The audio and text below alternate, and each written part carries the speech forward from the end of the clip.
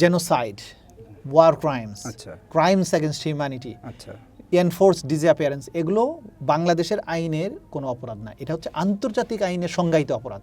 আমরা বারবার বলেছি যে আমাদের সময়ে দ্বিতীয় পর্বের যে ট্রাইব্যুনাল, সেই ট্রাইব্যুনালের কোনো প্রসেস, সেই ট্রাইব্যুনালের কোনো সাক্ষ্য, কোনো জাজমেন্ট, এগুলো নিয়ে যে কোনো আন্তর্জাতিক আদালতে যান, তাদের কাছ থেকে পর্যালোচনা করলে এই আসামিদের সেম সাজাই বহাল থাকবে। অন্তর্বর্তীকালীন সরকারের আমলে যে ট্রাইব্যুনাল, তার সাথে আগের ট্রাইব্যুনালের আকাশ এবং পাতাল পার্থক্য। আন্তর্জাতিক অপরাধ ট্রাইব্যুনালে যখন আপনি প্রধান কৌশলী হিসেবে ছিলেন জামাতের পক্ষে, তখন আপনি অনেক সময় বলতেন যে এই আন্তর্জাতিক আদালত নিয়ে অনেক বিতর্ক আছে আন্তর্জাতিক মহলে। সেই বিতর্কটা এখন কী অবস্থার মধ্যে আছে, এবং আসলে এটা আপনি মনে করেন যে বিচার বিভাগে বাংলাদেশের পরিপূর্ণ স্বাধীনতা এখন আছে কিনা, বা এটা ভবিষ্যতে আর কোন দিকে যেতে পারে বলে মনে করেন? আন্তর্জাতিক অপরাধ ট্রাইব্যুনাল নিয়ে আওয়ামী রেজিমের সময় যে ট্রাইব্যুনাল ছিল, সেটার বিরুদ্ধে যে বিতর্ক ছিল, সেই বিতর্ক তো অবশ্যই আছে, সেটা থাকবে। সেই সময়ে আদালত থেকে সাক্ষী অপহরণ করা হয়েছে। 74 সালে 72 সালে জন্ম হওয়া সাক্ষী এসে বলেছে যে 71 সালে সে দেখেছে, এরকম মিথ্যা সাক্ষী, মিথ্যা ডকুমেন্ট তৈরি করে ফরমায়েশি রায়, আইন মন্ত্রণালয় থেকে রায় তৈরি করে এখানে রায় দেওয়া হয়েছে। স্কাইপ কেলেঙ্কারির মতো একটা মহা কেলেঙ্কারি এখানে হয়েছে। তো এইটা ছিল একটা কলঙ্কিত অধ্যায়।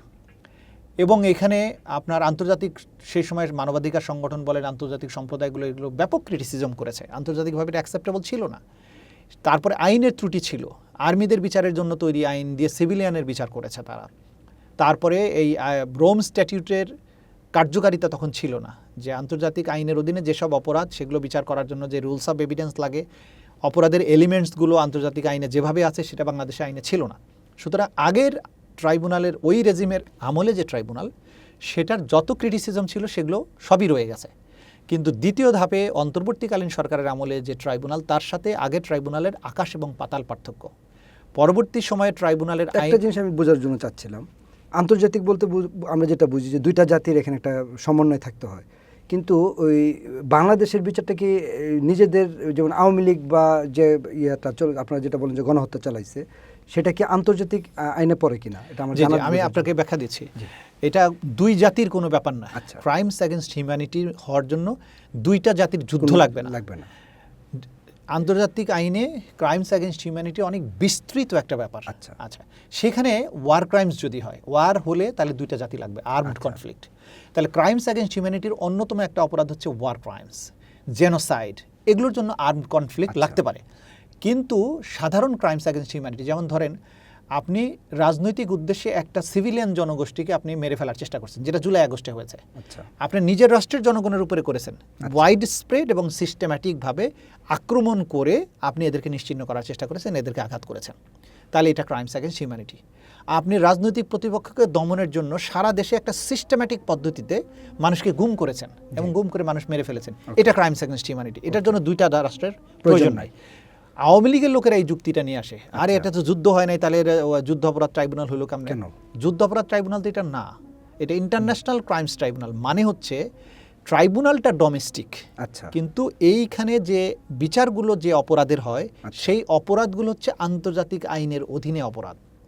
যেমন genocide, war crimes, crimes against humanity, enforce disappearance, এগুলো বাংলাদেশের আইনের কোনো অপরাধ না, এটা হচ্ছে আন্তর্জাতিক আইনে সংজ্ঞায়িত অপরাধ।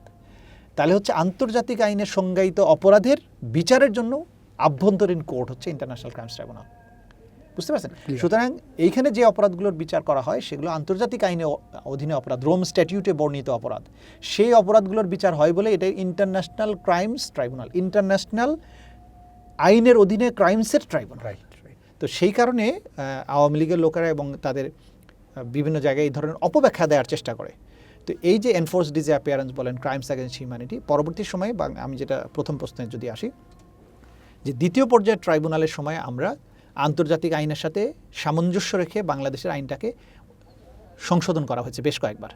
রোম স্ট্যাটিউটের সব কিছু এখানে প্রয়োগযোগ্য করা হয়েছে, যে রোমে যে আইসিসির আদালতে যেভাবে সাক্ষী নেওয়া হয়, সেই সাক্ষীর আইনটা এখানে প্রয়োগযোগ্য করা হয়েছে। এলিমেন্টস অফ ক্রাইমস বলে, যে কী কী করলে ক্রাইমস এগেনস্ট হিউম্যানিটি হবে, কী কী করলে এনফোর্স ডিসঅ্যাপিয়ারেন্স হবে, সেগুলোর এলিমেন্টস অফ ক্রাইমস আমাদের আইনের ডিটেল ছিল না। আমরা বলেছি রোম স্ট্যাটিউটে যেভাবে আছে এলিমেন্টস অফ ক্রাইমস, সেটা বাংলাদেশের জন্য হুবহু প্রযোজ্য হবে। এইভাবে আমরা আমাদের আইনটাকে রোম স্ট্যাটিউটের সাথে বা ইন্টারন্যাশনাল আইনের সাথে একেবারে একই স্ট্যান্ডার্ডের করে ফেলছি। ফলে আগের ট্রাইব্যুনালে যে সমস্ত অবিচার হয়েছিল এই ট্রাইব্যুনালে সেটা হওয়ার কোনো সুযোগ ছিল না, নাই। দ্বিতীয়ত হচ্ছে এই ট্রাইব্যুনালে আমরা কোনো মিথ্যা সাক্ষী দিতে হয়নি আমাদের। সব জলজন্ত সাক্ষী, যারা বুকে গুলি খেয়েছে, যারা চোখের সামনে ভিডিও হয়েছে, শত শত হাজার হাজার মানুষের সামনে ঘটনা ঘটেছে, তারা এসে সাক্ষী দিয়েছেন, ইনজুরি দেখিয়েছেন, ডেথ সার্টিফিকেট দেখিয়েছেন, কি নাই, হ্যাঁ, শরীর থেকে উদ্ধার করা বুলেট, তারপরে জাতিসংঘের রিপোর্ট, এত হাজার হাজার ডকুমেন্ট। তো এখানে একটাও আপনি মিথ্যা প্রমাণ করার কোনো সুযোগ ছিল না। সুতরাং এটা সত্য সাক্ষী দেওয়া হয়েছে। আসামিকে পর্যাপ্ত সুযোগ দেওয়া হয়েছে, আসামিকে আসতে বলা হয়েছে, নোটিশ দেওয়া হয়েছে, টেলিভিশনে বিজ্ঞপ্তি, পত্রিকা বিজ্ঞপ্তি, সেটা আসে নাই। এরপরে বিচারক প্যানেলে এমন কেউ ছিল না যে তারা কোনো দলীয় কর্মী ছিল, তাদের কোনো আলাদা এজেন্ডা নাই, তারা নিরপেক্ষ একটা বিচার করেছেন। এবং এই বিচারক প্যানেলের নিরপেক্ষতা, আইনের ত্রুটি অথবা সাক্ষ্য প্রমাণের কোনো অসঙ্গতি, এটা নিয়ে কোনো আন্তর্জাতিক সংগঠন, কোনো প্রতিষ্ঠান, ব্যক্তি এটার সমালোচনা করেনি। অথচ 2010 সালে যে ট্রাইব্যুনাল ছিল তার প্রত্যেকটি দিনের কার্যক্রম, প্রত্যেকটি আদেশ, প্রত্যেকটি সাক্ষী নিয়ে কিন্তু আন্তর্জাতিক সম্প্রদায় সমালোচনা মুখর ছিল। সুতরাং দুটো ট্রাইব্যুনাল গালফ অফ ডিফারেন্স।